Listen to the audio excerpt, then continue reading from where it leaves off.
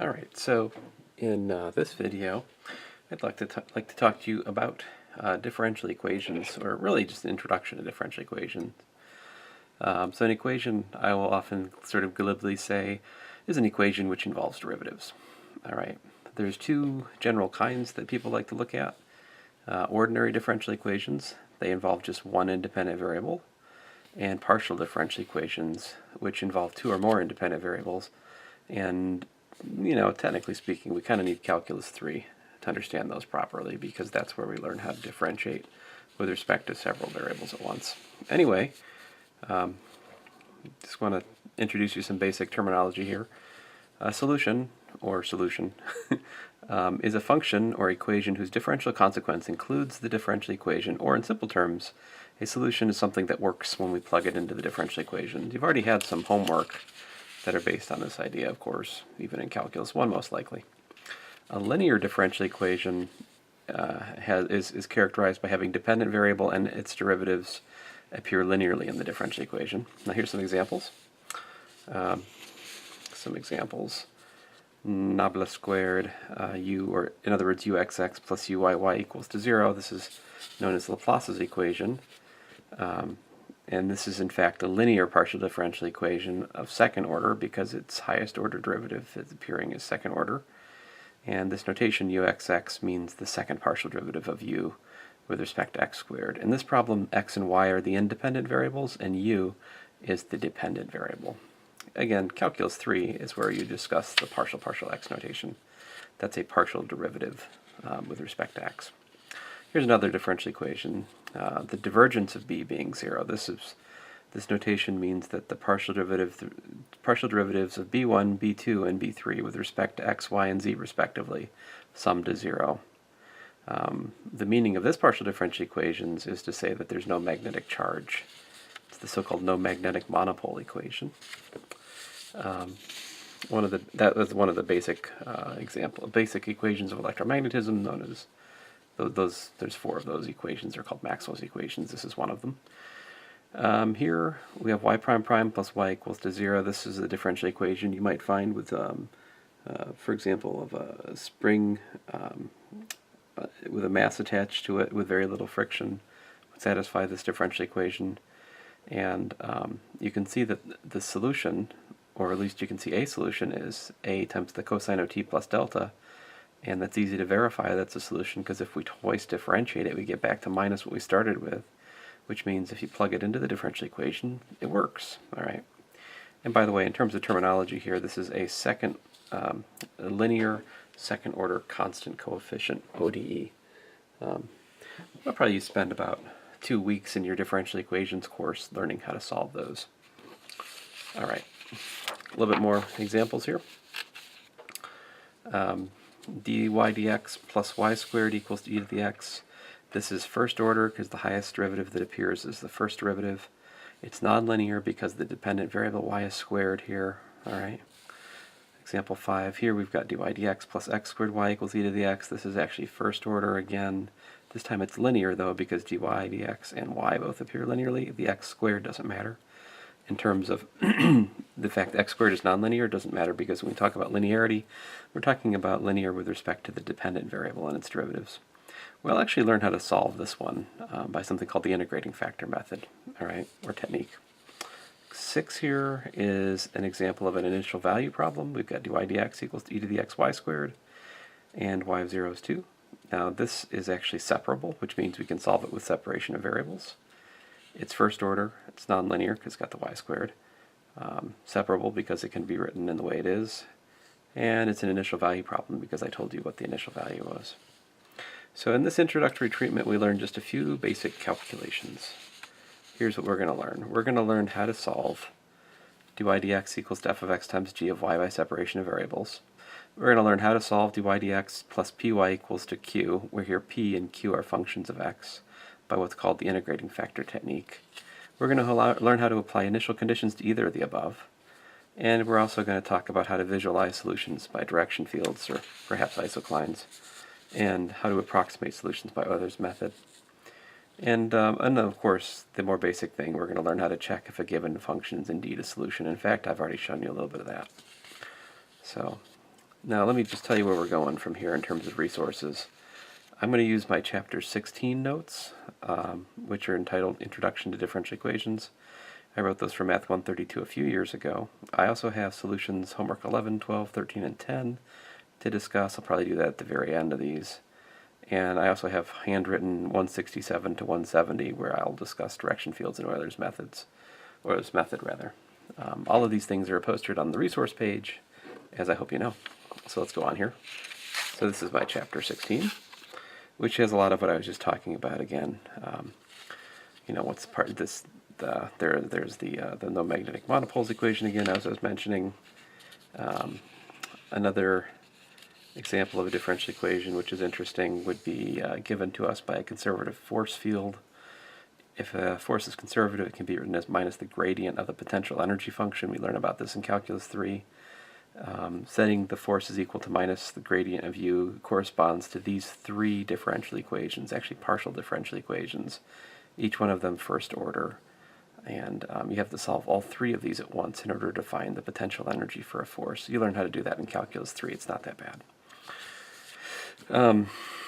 Again, more examples here, just to try to drive home the terminology here. Dy dx equals to this, x squared plus y plus sine x. Here we have independent variable x, we have dependent variable y.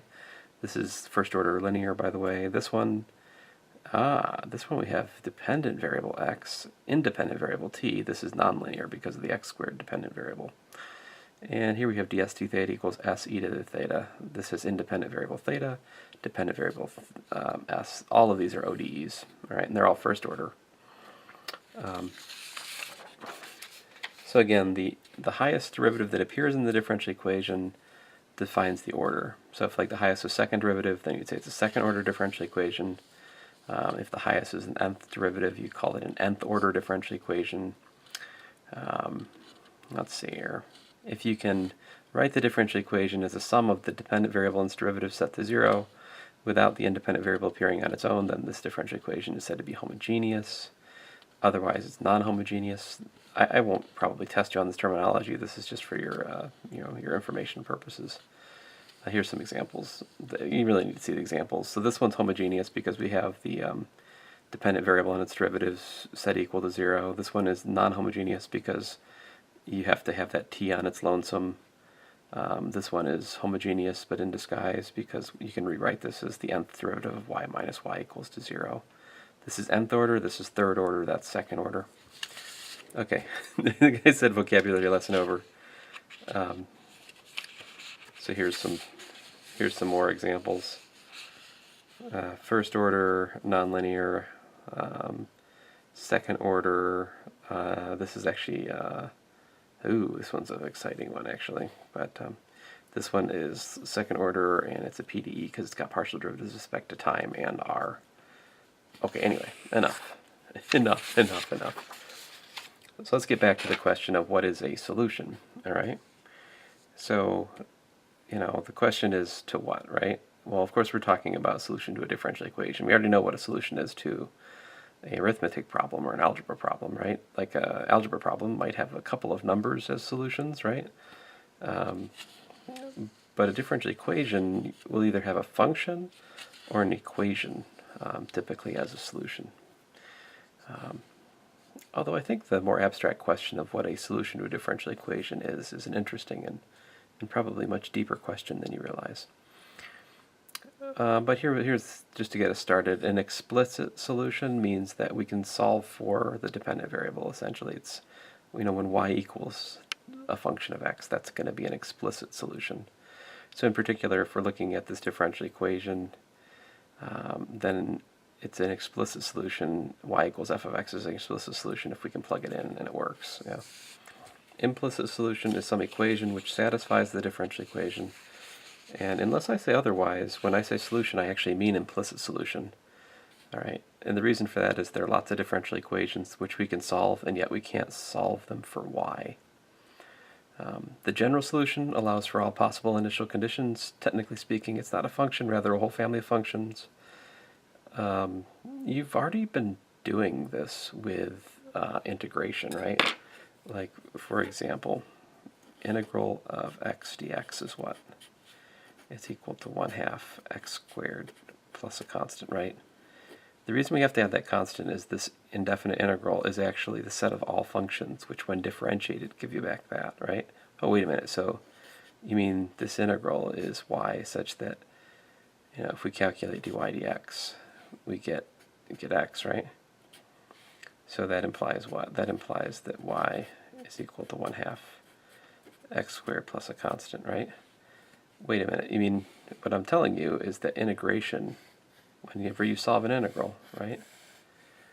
Actually, whenever you solve the integral of y dx equals to f, what are you solving? You're solving dy dx equals to f, right? This differential equation is interchangeable with that integration, right?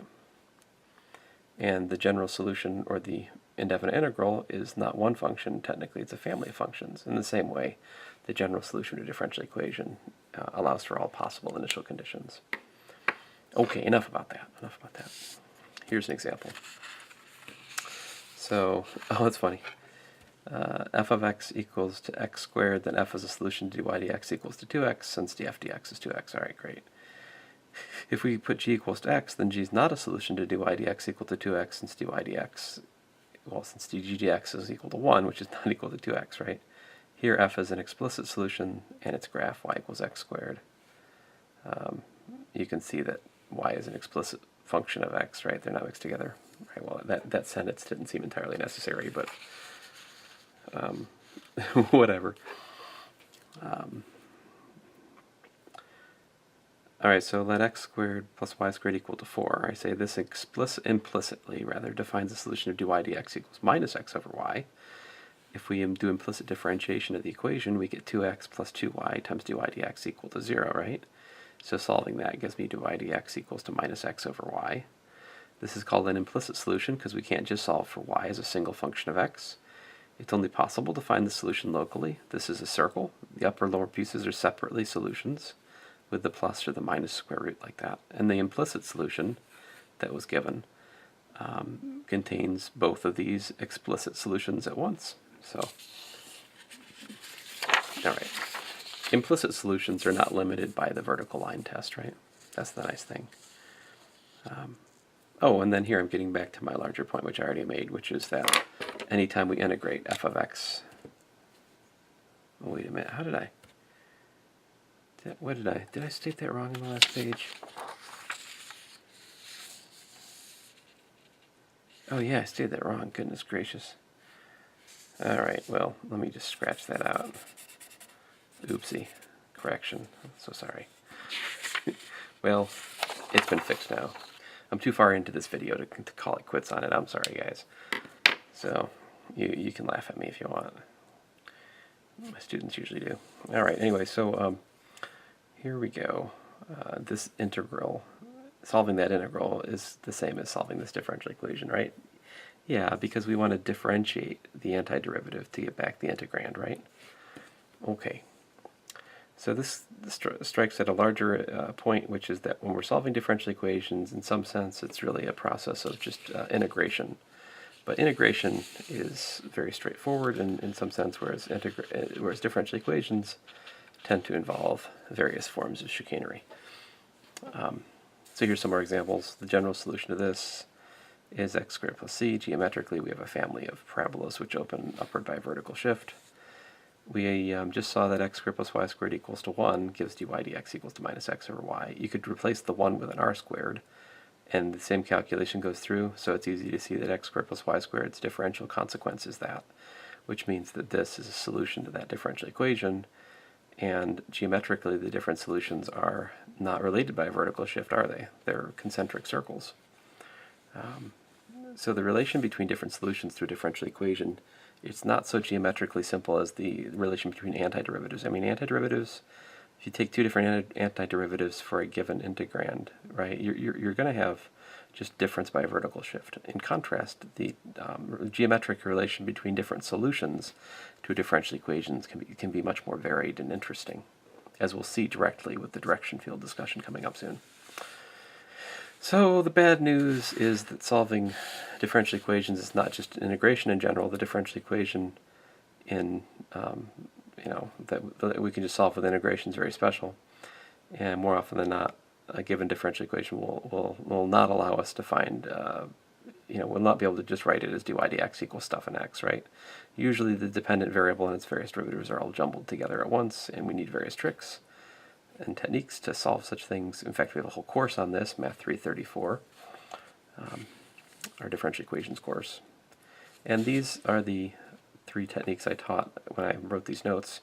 I'm not currently teaching second-order differential equations in this Calculus 2 course, but at some universities, it is in fact the case that second-order constant coefficient ODEs, homogeneous and non-homogeneous, are taught in the Calculus 2 course. It's not hard material, and it's interesting and very applicable, so it makes sense to cover it early, but we're just not doing that. So, sorry, if you're really curious, you can skip over to my differential equations course and learn about it there. But we're going to do separation of variables, we're going to do integrating factor technique. And I think that's a very lengthy and somewhat meandering introduction, but that should start us out here. Next up, we'll talk to you guys about direction fields and Euler's method.